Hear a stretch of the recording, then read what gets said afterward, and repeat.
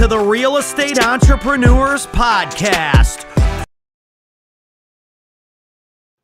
Welcome to the Real Estate Entrepreneurs Podcast. Today, I have a special friend. He is special. My friend John Jackson, man, the king of Lease Options. How you been, John? Man, good to see you, Ricardo. Good to see you. I haven't seen you in, I don't know, when the last time was. It's been probably 6 months. It's been a while. It's been a while. It's been probably longer than that because it might have been September last year. You're September, right. So probably about 7 months, 8 months. Yeah. I love it, man, because today we're going to talk about real estate, John. Like every time you and I see each other, we never talk about real estate. We just talk about other gurus, other people in our circle, people we hang out with, right? We talk about Team Mai, you know. Our friend Team Mai. Shout out to Tim, man. You guys just did an event, right, in Dallas? Yeah. So Tim has really gotten laser focused over the last 2-3 years on capital raising, and he has 2 events a year. In April, he has what's called fund to fund events for people that are fund managers, doing funds, building funds. And then later in the year, he does the big capital raising event, which is much bigger one. But so I help him with that. I'm the MC. I keep the party going, and keep the crowd alive. And and you do a good job at doing those because you've done our events as well. So people are in for a treat when you're on stage, man, because you're always telling dirty jokes. Yeah, for the most part, right?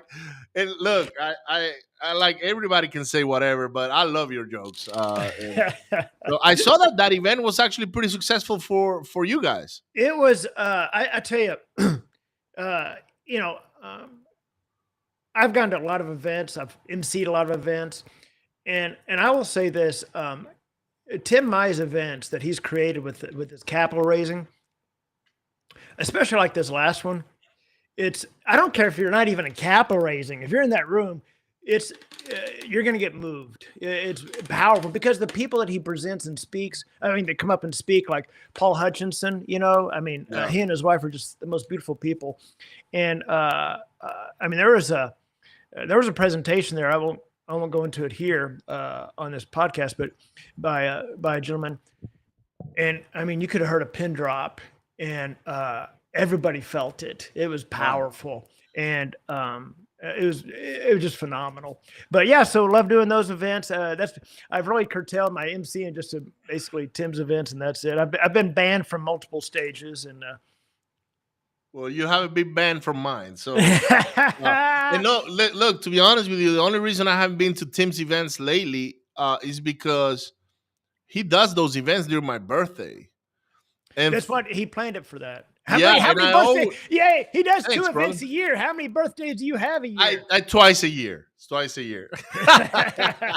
No, but on the one in April, I'm always traveling, and that's the one that you guys did. So, and sometimes I think the other one he does is the one that I'm usually overseas. Like right now, I'm in Venezuela in my call center, right? So. Sometimes just schedules don't permit, but I love going to the Hero event, and I remember the one we went to in actually the one in the Keys and the other one in Jacksonville. Yeah, the one in the Keys was badass, man. I really like that one. Wasn't that amazing? Yeah, I was at the bar on the beach probably about 80% of the time. So. Which is not good for an event because you want people in the room, not outside. Right? But anyhow, man, let's talk about Lease Options, John. Can you? Bam, baby. Yeah, brother. There you go. You guys got to go get your book on Amazon. Yeah, you can go to Lease Options. You can actually. We'll drop this a few times, so you can go to theleaseoptionbook.com. Theleaseoptionbook.com. You'll get the ebook or order the physical book right there. Theleaseoptionbook.com. There's me and Robert Allen right there. Yes, sir. What I did with this book, and we'll get into lease options, but what I did with this book, just for everyone that knows, again, that's theleaseoptionbook.com, is I talk about the different types of lease options, how we structure the numbers, how we do the marketing. But beyond that, inside the book, both the ebook and the physical book, are QR codes that you can scan. Those QR codes are to a variety of like downloads, like my seller price sheet, some of the tools I use, my lease option calculator. Also, those QR codes will go to training videos where I'm talking about a subject, like why would a seller do a lease option? And I go, here's a video. And you scan the QR code and you watch this entire training on whatever that topic is. So a lot of great information in this book. Yeah. I love it, man. I can't wait until I go through the whole thing, right? Like I've been reading a little bit every day, and I know about lease options because I did buy your course a few years back. I forgot how long it was. But I have never done a lease option. I never have. It's something I know it can be done. I've seen you doing a lot of deals lately. Mm-hmm. I went on your website actually last week, and I was like, man, Johnny's doing a lot of lease options. But I didn't know if it was you or your students, right? If it was a combined effort. Yeah. Can you tell me a little bit about that? Yeah. So my company, my real estate company is Leasing to Buy. Started in 2003 doing lease options right here in Texas. And what we created with Leasing to Buy is really we're helping sellers that can't sell, buyers that can't buy. We're packaging up a lease option and marketing that to the end buyer. So I tell sellers, look, I'm a marketing company. Here's what I do. And I'm just very honest with them. Look, I'm plan B, baby. I'm plan B. Plan A is you stick the sign in the yard, and in 5 days you have 5 offers. Well, those days ended in 2021, right? And so these sellers, we're their plan B. Hey, if it's not selling, what are you going to do? I like that, John. I like that you're straightforward telling them, hey, I'm plan B. I'm not plan A. Go put your house for sales with an agent. Yep. And if you can get rid of it, good for you. Yep. And sellers love that. They love the transparency, the honesty. They love the fact that when we're marketing the lease option, they may have it out there for sale by owner on the MLS, whatever. I don't care. It doesn't matter to me. I'm just a marketing company, right? I only get paid when I move the house. But what we do is, again, we package up the lease option with the terms of the seller. Then we market that to the end buyer. And the buyer then comes to us. They see the house. They love it. And they pay us an option fee. That option fee is normally about 4 to 5% of the price of the house. That's our fee. So from an investor standpoint or someone trying to get started in real estate. Let me pull a calculator. So what's the average sales price on a property in the state of Texas? Let's say $400,000. 400,000 times 5%. That's $20,000. So that's a $20,000 fee. Mm-hmm. That's a pretty good fee.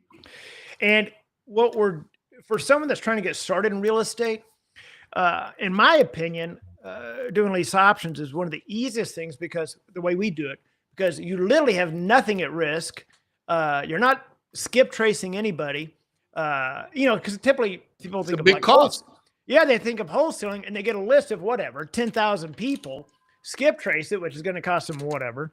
Right. And now they got to put them into the dialer, their Mojo dialer or whatever. And, they're doing that crap. And so we don't do that. We don't, I joke about this, but I say, look, I've done this for 22 years. 22 years. I've never skip traced anybody except one person. That was an ex-girlfriend, and that's a whole other story. Yeah. That's funny, man. But we don't skip trace anybody. I don't cold call anybody. We've just got the system down. But for someone starting off in real estate, they're not making payments on the house. They're not taking over debt. They don't have to do any repairs. They're not cold calling. They're not skip tracing. They're just literally saying we're a marketing company. We're plan B. So like on my houses, I live in Fort Worth. So I literally just focus on the Tarrant County area. The biggest risk I have on any of my properties in the deals I do is that the wind is going to blow one of my signs away.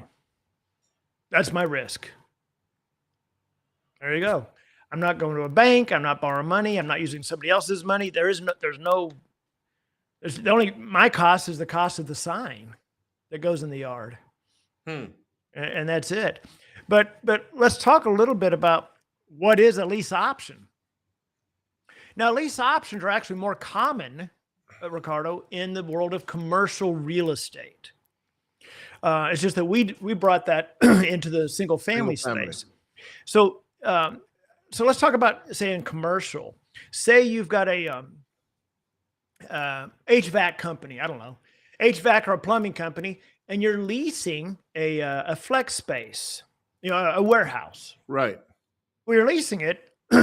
Well, it's not uncommon at all for you to try to work out a lease option with the owner of that property. Hey, we're going to sign a 5-year triple net lease, but we'd like to have the option to buy it at X amount, right? Right. So it's much more common in commercial space. We just do it in single family. So what is a lease option? A lease option is simply a lease with the option to buy at a certain price before a certain time. So I tell people, if you've ever heard of leasing a car, a Cadillac, BMW, Mercedes, that's a lease option. That's right, because you pay a monthly. You make you do a little down payment, right? Maybe a percentage of the vehicle, and then you pay a monthly car note, right? But it is a lease. It's not. It doesn't go towards the purchase. And then at the end of the lease, you elect to buy the property. I mean, the car, or you give it back. Yep. And we do the same thing, except instead of a BMW or a Cadillac, it's with a $400,000 house. Right. But now the way we structure this, the way our system is that over 95% of our buyers buy the house within 12 months, just because of the systems we have in place. Where is that? Can we talk about that 5%? The ones that don't perform. What happens to them? They lose it. If they don't buy it, they lose their option fee. They lose the option fee. But why don't they buy it? It's very rare that they don't buy in our program. Now, in the world of lease options, where you got Joe Schmo just doing it on his own, that success rate is way down. Really? And the way other educators teach it, that success rate is the number that's thrown out there is like only 20% of the people buy. Wow. But in our program, over 95% buy. It's probably over 98, but I'll be conservative here. Right. Someone coming through our program on the buying side, the only reason they don't buy, Ricardo, is something came up in that year that they didn't foresee, whether it be a job loss, divorce, relocation, something. They're like, oh crap, yeah. Got it. Yeah. Now, let's say I buy a lease option, a house that's $400,000, and something happens on the market and the house drops in pricing. Mm-hmm. And then when my time to buy comes up, maybe the house doesn't appraise, or how do you handle that? Like, yeah. So when we put the terms of the lease option together, that option price is set. So let's just say 400 as a number. So now that buyer goes to get financing, the lenders go to order an appraisal. Let's assume that appraisal comes in at 395.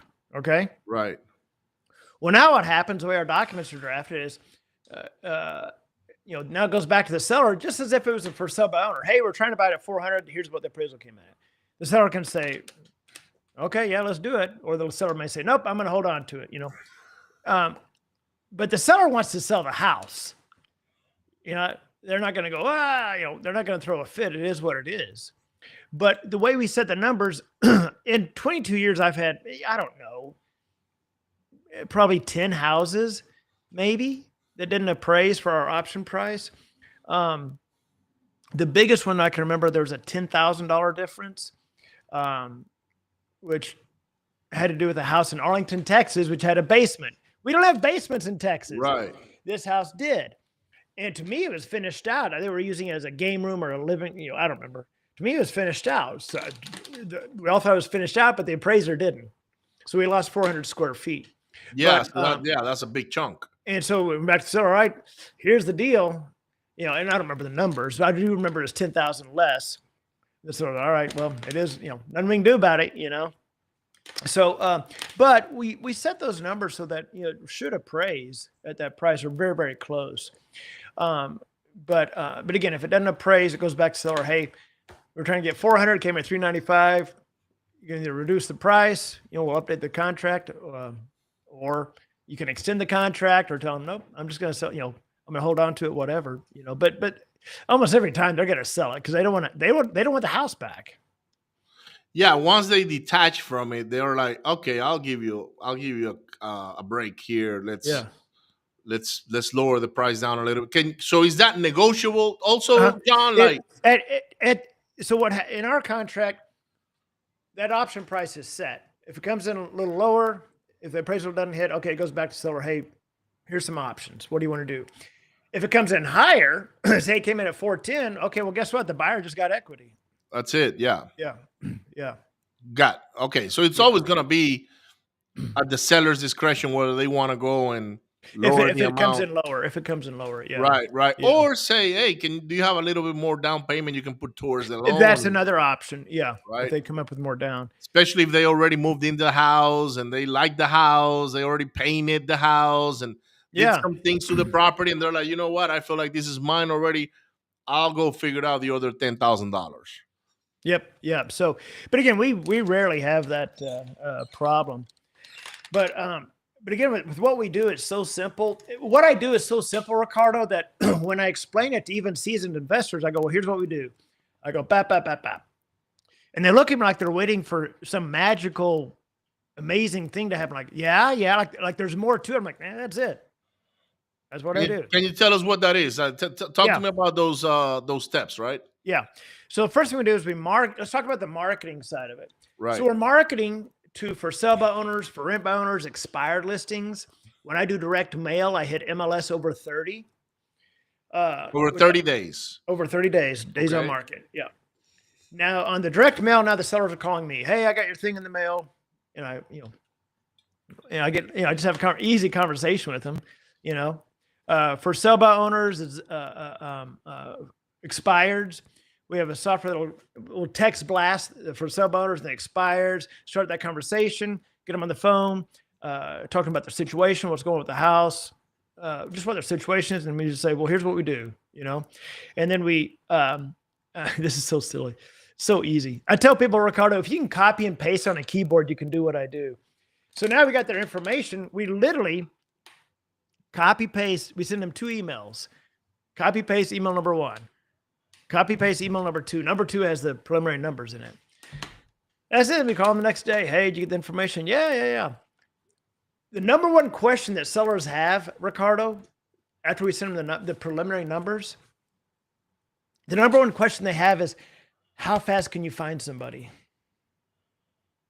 Right. And it takes us on average, about 30 to 45 days on average to find somebody. And sometimes it's longer depending on the type of property, right? Like it depends, like if it's in a gated community and we can't get signs up, it just depends on some different factors there. But anyway, so we just copy paste, say, yo, let's do it. It's in the contracts, and boom, we're off to the races. Now we're get the signs in the yard. We're marketing it online. Find the buyer. Buyer comes along. We get the application. Boom, process that. Hey, you're good to go. They wire us the option fee, sign the documents, and they get the keys. And then we put them in touch with our lender, and she works with them to get them to the point of finance. Got it. So your job is to help that tenant buyer. That's what you call it, right? Yeah. Let's say they got bad credit, and now let's say I'm the tenant buyer, I'm the prospect, and I have bad credit, and maybe my income doesn't support the payment on the lease option. How do you qualify the tenant buyer and say, you cannot pay for this house? Great question. So and I'm glad you asked that. So a lot of educators out there that teach lease options, they don't care about debt to income or credit or anything. They're like, if you got the down payment, come on in, because you're not going to be able to afford it. And in 6 months, I'll kick you out and get somebody else. I'm like, that's ripping people off. Yeah, that's bad. That's bad business. So we look at them the same way the lender is going to. We look at debt to income. I look at the tri-merge mortgage report to see what's on there, what's going on. If they have some dings in their credit, okay, well, let's take a look at that. How old are they? What's going on? How can this be fixed? What's going on here?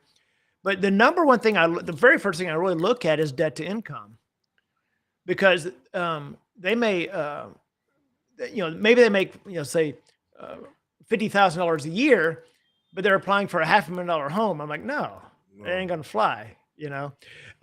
So I look at debt to income. That's the first thing I look at. Then I look at the report and see, can we get them financed within 12 months? Right. Yeah. Good. So there is a prequal for the tenant buyer. And then what happens when, let's say, a seller has unrealistic expectations on the payment, on the rent payment, right? Like, let's say the properties in the area are renting for 2,500, and that seller wants $3,000. Like, Yeah, I'm just very honest with sellers, and like we've got a seller right now that really wants us to work with him, but I don't remember the exact numbers that he it's a 415,000 house, but his payment PITI is like 38 and some change. yeah, it's 1%. Like one. Yeah, I'm like, that ain't gonna fly. We can market it, but nobody's gonna want that to pay. Because in other words, we can't cover that PITI, right? Because I mean, yeah, we could market it at $3,900 a month. Well, guess what? You're gonna hear crickets. So we're just honest with them. Look, we can mark. This isn't gonna move. What about doing a subject to on him? Will is that something you guys are? I don't do a lot of subject to. I've only done a handful. And with something like that, it still doesn't make sense to do subject to. Yeah, it makes sense to rent. What's your exit strategy? The number one thing you don't want to become in real estate, Ricardo, is a desperate seller. And with the lease options, I never become the desperate seller because I'm just a marketing company, right? But yeah, so we look at that, those numbers. Most sellers we can help. But when you have something like that where I forgot his interest rate, 7 point something. Yeah. And I was like, dude, we can't help you on that. I mean, it's just not gonna move. It's gonna sit there. Unless they have equity and then. Yeah, in his case, I think he bought it last year. He's got no equity. Oh, he's got nowhere to run. Yeah. He can't rent it out he can't cover his PITI with renting it or even with a lease option. So. And why is he selling? I never talked to the seller. I've got a lady that does all that. Okay, so yeah, he probably got transferred. He lost his job. Probably relocated or something. Yeah. Right. Yeah.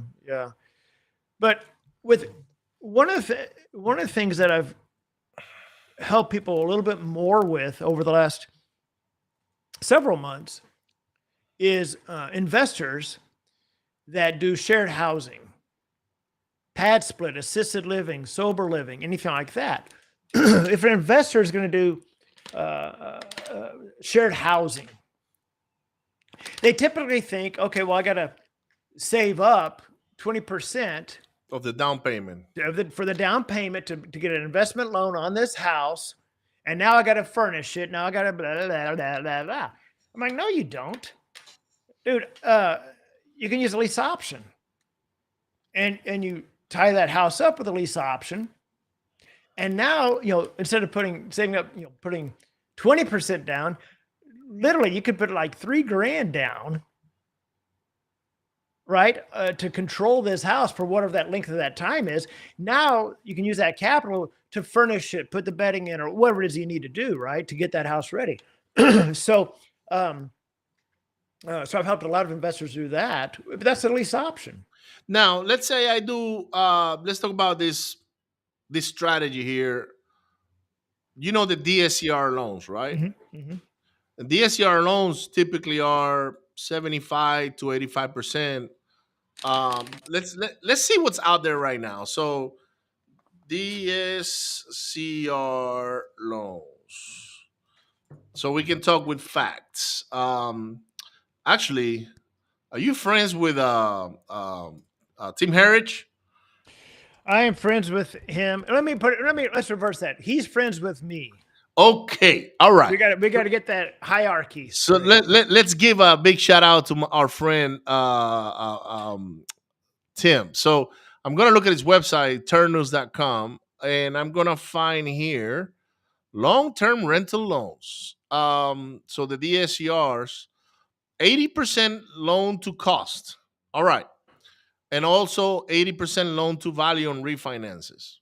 So let's say I do a lease option, John, on that $400,000 home. Let's just use the 400,000 for the sake of it, right? So 400 grand times 80%. It's 320. So let's say we find a motivated seller that does have that equity. And or maybe the market is on the way up, which is not the case right now, but let's assume the market is on the way up. And I tie up that property for, let's say, 350 because say, look, man, if you want to get this done real quick, can you give me some equity so we can refinance you out when I'm at 80%? Because that's a selling point for the seller. Say, look, we can do this $400,000 deal, or if you want an investor that will refi within 6 months, let's do a 320, right? Because now you're giving the investor the 20% so they can refi with the DSCR. Have you seen that done? So, with some of the operators I've helped with shared housing, we've run the numbers on those situations where that's what the target was, Right. Now I never followed up with them about, of course, on how they did afterwards. Yeah. But we were structuring those numbers on a few of them for sure to be, to look at that DSCR, Yeah. Right. Yeah. So it is an option to go do a lease option on a property that's got equity.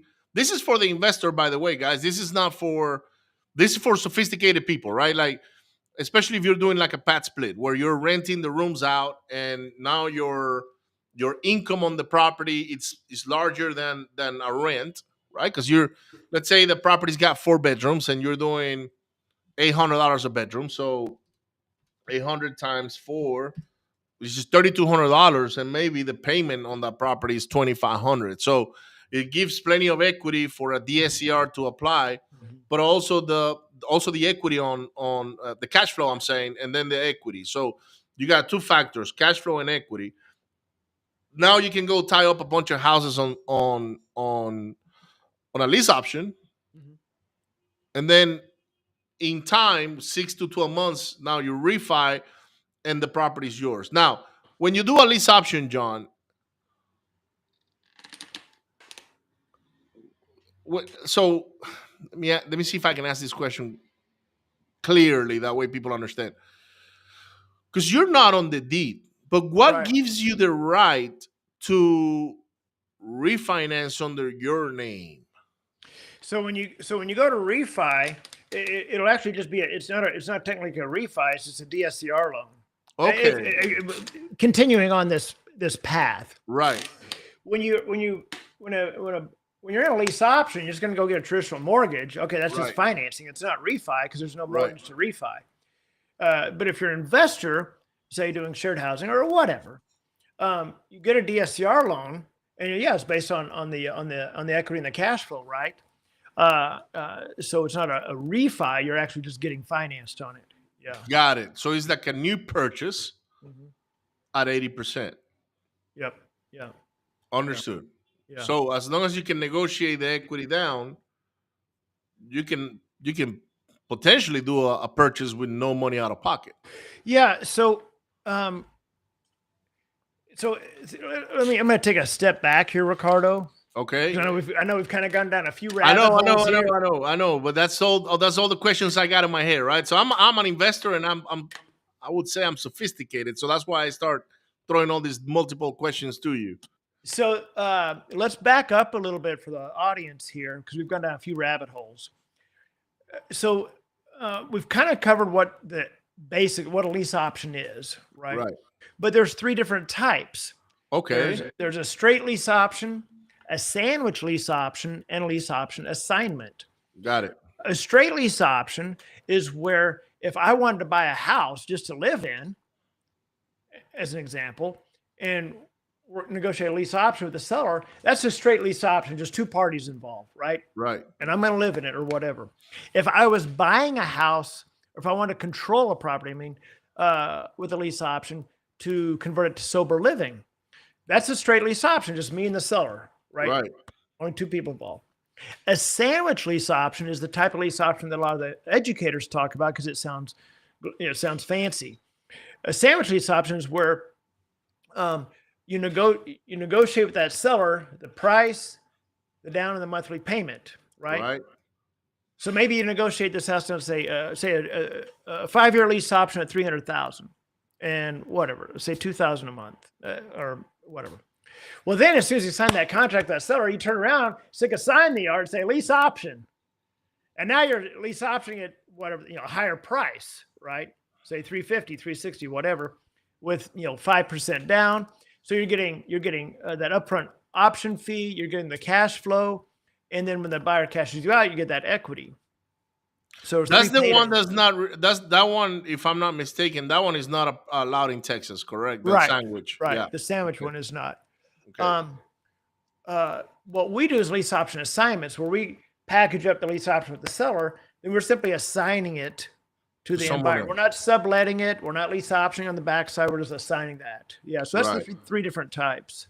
Yeah. So for the investor that wanted to buy properties with DSCR loans, they will do option number one, or maybe two, because they could still pay for the assignment. Well, yeah, they could, and they as long as it's packaged correctly. Yeah, they're better off if they do a sandwich lease option. They're not going to get a DSCR loan because it wouldn't be financially worth their while. Why? I'm not talking about sandwich. I'm talking about either option 1 or 3, which is well, yeah, you wouldn't an assignment, right? Yeah, you wouldn't go get a DSCR with an assignment because you're assigning it, you're out of it. Right. Yeah, so I'm not buying the property. I'm just marketing it. But for the straight lease option, yeah. So like for example, I've done this a long time, and I've been kind of looking at what's the next thing. What's the next thing? And I'm really drawn to the not just the business model, but the service provided by sober living. And so I've been really looking at that, getting information on that, starting to learn that. Well, I guarantee you, when I launch a sober living house, I'm not going to a bank, baby. Right. No, I'm going to tie it up with whatever. Right. It seems appropriate, a 2 or 3 year lease option, right? And then that's rental arbitrage. But the point is, I've been able to control that property for that length of time, say 2 or 3 years. So what's typically? Let me ask you that question. What's typically the normal amount of time that somebody will tie up a property under a lease option? So that varies a lot. On our assignments, we do a 1-year lease option. Okay. The reason for that, Ricardo, is because we're working with sellers that want to be cashed out. Right. So they want to see light at the end of the tunnel. 2, by doing a 1-year lease option, those buyers have to be in pretty good shape when they come to us. They can't come to us with 400 FICO, right? I'm like, I can't help you. But a lot of educators teach, to do a longer term, 3, 4, 5-year lease option. I was just talking to a group of investors that sent me a spreadsheet of, I think, 15 houses they want me to lease option, but they got these houses subject to, they want to do 5-year lease options on these things. And I said, okay. I said, yeah, we can. I said, we can't do that in Texas. We can go 3 years in Texas. I said, but understand, the longer that lease option, the less likely that buyer is going to buy. So you just have to understand that. Why is that? Because life happens. There's a lot of life that happens in 5 years. Yes. Right? Only so much life can happen in a year. But in 5 years, the kids are going off to college. Now they don't need this 5-bedroom house. You know what? We're almost to retirement. Let's go to Florida. Whatever. Life happens. Right. Yeah. The average American moves every 5 years. So yeah. So but yeah, so that's the 3 different types of lease options. What we specialize in is the lease option assignment, but I've been helping more and more operators control properties with straight lease options. I love that. So have you ever done a lease option on a brand new construction from one of the big companies? Like not a big company like DR Horton or anything like that, but I've done a number of new builds for smaller builders that would buy the infield lots, and I've done a number of lease options on brand new builds. Yeah, a number of them. Because I've seen a lot of the builders, especially in the state of Texas, they have a lot of inventory, man, and they're cutting prices down by 5 figures, sometimes 6 figures. Especially on those $500,000, $600,000 homes, Yeah. because the interest rates are a little higher. Um, when like the house I used to live in, I don't know if you ever went over there, John, but we sold that house for like, I think it was like $650,000 when we sold it, and today it's probably worth $1 million. So, what is the payment on a property that's worth $1 million at like 7%? Yeah, I mean, it's going to be, It's PITI is going to be seven grand. it's more. It's like 10 Yeah. grand with the taxes on it, and the rent to rent the same property, it's like 4 or 5 grand. Yeah. I mean, yeah. it's half. It's like, Yeah. how do you buy that? Like, why would you even consider buying when you can rent for half the price, right? Yeah. And that's the same situation in a lot of parts of the country. So, but some people believe in ownership, even if they have to pay more. And that's the reason I ask you that questions on the brand new builders, is because I've seen on builders how they're slashing the prices in order to get people to move in, right? But I wonder if there is a way to persuade him to do a lease option and then get people qualified and So we've worked with smaller builders. I've never worked with a big builder, and because you'd have to talk to the right person, and they'd have to get it approved by multiple channels, multiple red tape steps ahead of them to say, hey, yeah, let's do this.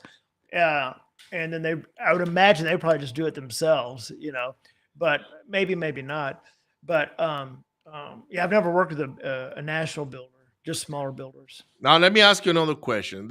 And I know you're not a tax expert, neither you're giving tax advice. But when I give an option fee to a seller, do they have to pay taxes on that money? So unless it's changed, they will. But unless it's changed, option consideration is not taxed until the option is exercised. Got it. Now that could have changed. I'm not, right. I don't know, but it used to be it's always been that option consideration, which is what that is not taxed until the option's exercised. Again, that could have changed. I don't know. Yeah. And we're not tax advisors or anything like that. I'm just throwing that out there because I talked to a friend that did a lease option, and he said, "Oh, I gave $100,000 to the guy because he didn't want to pay taxes on it after the option fee." And I was like, "What do you mean?" Like, he said, "Well, that option fee doesn't pay. He doesn't have to pay taxes on the option fee because it's an option consideration." But of course, he never told me about the option being exercised, right? So, and actually, he did not exercise the option. He let the property go. Yeah. So I'm not a tax expert. Yeah. Right, but I ask you this question because you are the lease option expert. So, so if that option expires, then he's probably going to have to pay. He's going to pay taxes on that. Good deal, man. So, typically, how long does it take for one of your students to get up to speed on how to do a lease option on their own, not with your coaching, but on their own? Like, let's say they go to your website, they buy your videos or whatever. Yes. So I've, everybody's different, and I don't, I've got a course out there, online videos, manual contracts, everything you need. And, everybody's different. I don't promote my course very much just because I focus on the real estate and my students. Right. But I've had people buy my course, and then it's actually really nice. They'll, suddenly I hear from them, whatever, a couple years later, and they go, "Hey, John, just want to thank you, and they tell me about, I've done this many deals, whatever." I'm like, what? That's awesome. Why did you call me? But then you get other people that are just course junkies, Right. Just like people that buy this book may never get past page 5, Right. I mean, look at all these books behind me. Great books. I guarantee you I haven't read every page of all these books. Right. But with my students, that's a different story. So we've got my students where we literally give them the business. So it's not your typical coaching, although we do a lot of coaching. It's literally where we give them the business. It's almost like a license agreement. Got So it. because of that, we've got people that come to us that don't know anything about real estate, and that's fine. You don't have to know anything about real estate to do what we do. I mean, that's how easy this is. But when someone comes on board with us to work with us, we give them the leasing by business, almost like a franchise. So like you would become Ricardo at leasingtobuy.com, right? There's your email address. Bam. Right. Give you access to everything. The first week, when they come on board, the first week I get them set up on everything, the training platform, all of that. Then a few days later, get them on the marketing that we do, the software. So most people that come on board with us by the end of the second week, they're talking to sellers. It's fast. Okay. By the third week, if not the second, by the third week, they have what we call price sheets going out. These are the seller price sheets. So most people by week 4, most of them, they've got houses on our website. It's fast. Now, the typical solopreneur, how many lease options do they, based on experience, right? Do they do on a month? Maybe 1, 2 lease options? Someone doing it on their own without the system. No, let's say they use your system. Okay? Oh, okay. Yeah, if they use my system, if they use my system without my coaching, if they just got the course and watch the videos and go, okay, wow. No, that's kind of like going to college and praying for you to get a good job. That's very hard, right? Like, but if someone coming on board with us, using our system, it depends on if they're putting in 4 hours a week or 8 hours a week or whatever. If they're doing a deal a month, 2 deals a month, and they're happy because if each deal is, even if it's only $15,000, that's still pretty good money. Now, I know you have a couple of students that are killing it. Like they're doing, I don't know, 5 to 10 lease options a month, right? No, I've got some that'll do probably 3 or 4. 3 or 4. Yeah, because the way that, because you're stacking up inventory, then you're selling it, stacking up inventory, selling it. It's the same thing as wholesaling. Like, yeah. Like, we used to say, we do 20, 30 deals on wholesaling, but that's what we had on the board. That doesn't mean we were closing 20, 30 deals. We might have been sold 3 deals this month, 4 deals next month, and so on and so forth. So, what's the most you've seen one of your most successful students do in a monthly basis? The most successful, there probably is more than this, but just the one that comes to mind because he was so quick was a guy named Jose Campos, and he came on board, and I didn't know, it was a super nice guy, great guy, but I wasn't sure how he was going to acclimate to our systems because he was an engineer. Wow. And engineers simply, way overthink stuff. Processes, and they're in a box. Yeah, but he didn't, man. And within, it was crazy. And I don't want to, give wrong numbers here, but it was either, I know it was within 90 days. I mean, it was fast. Within 90 days, I think he had done 6 deals within 90 days. That's life-changing money. Yeah, and that's going from 0 to bam. Like when I say did, I mean like closed them. Like it was bam, bam, bam, bam, bam. He got the deals, bam, bam, bam, bam, bam, closed the deals, bam, bam, bam, bam. I was like, damn, dude. Do you have anybody that's done like nationwide marketing? Let's say. So let's talk about that. I say plant your flag and go deep. What I mean by that is I've had, there was one gentleman in particular that had a VA doing his marketing for him, and he was getting a fair number of houses, but they're all over the map. Right. So he'd get like one in Memphis, one in Phoenix, one in Sacramento, wherever, one in Nowheresville, Montana. Right. And I'm like, dude, what are you doing? Because I look at it like a car lot, Ricardo. If you have a car lot, Ricardo, and you have a 1980 Chevy Impala, that's your car. Right. Well, guess what? You got to wait for someone to drive by that wants a 1980 Chevy Impala. Right. So you have one car. So if I have one house, if I've got a listing in one in Memphis, one in Billings, Montana, one in, all over the map. Well, I got 5 houses. No, you don't. You have 1 car on the car lot. Right. So if you plant your flag and go deep, like me, I'm in Fort Worth. I don't market to Dallas County. I don't market south of me. No, boom. This is my box. Plant my flag and I'll go deep. What happens now is I'll get, 8, 9, 10, 11, 12, 14, 15 houses I'm marketing at the same time. Now I've got inventory on the car lot. And so if someone doesn't want this house because it's too small, this, that, oh, really? I got one 3 streets over, or I got this, right? So, so the more houses you have within an area, now you've got inventory. Do you use agents to like do the leasing to the end buyer, or how does that work? I have in the past, meaning they've said, hey, if the agents came to me. Yeah.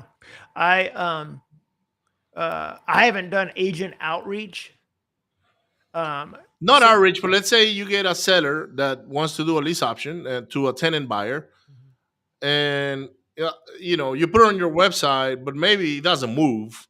Yeah. And now, I don't know, you get an agent that has that tenant. How do you handle that? Like, yeah. So with now, if an agent brings me a buyer, I pay them a full month's. Oh yeah, if an agent brings me a house or a buyer, I'll pay them a full month's payment once we close on it. Meaning once we get the option fee. Right. So they're gonna, so if an agent brings me a buyer for lease option, they're going to make at least double what they would have on just a straight rental. Okay. But they don't get. Do they get commissions when the buyer ends up buying the property? No, they only get the. Yeah, I'll pay him. I'll pay him a full month's payment. Good. Yeah. All right. Yeah. Good deal, man. Yeah. John, how can people get a hold of you? A couple of things, guys. Again, the book, you can go to theleaseoptionbook.com, theleaseoptionbook.com. You get the PDF, the ebook, or you can get the physical copy there, theleaseoptionbook.com. When you get it, go through a lot of QR codes at the back. There's a QR code to an entire training where I did an hour training. You can actually watch me or listen to me talk to a seller live. Watch me. You can actually see me taking a live call and email 1, email 2. It all happened on a call. There's also a QR code if you want to book a call with me towards the back of the book as well. So theleaseoptionbook.com, theleaseoptionbook.com. And then as far as reaching out to me on Instagram, I'm at John Jackson Official, or you can actually just freaking email me. That's John at leasingtobuy.com. John at leasingtobuy.com. Well, there you have it, people. John Jackson, the king of lease options. You can subscribe. Go find John. Follow him on Instagram and Facebook. And don't forget, Attend Growth, June 27th, 28th, Tampa, Florida. I'm looking forward to see you there. Thank you, John. I'll see you on the next one.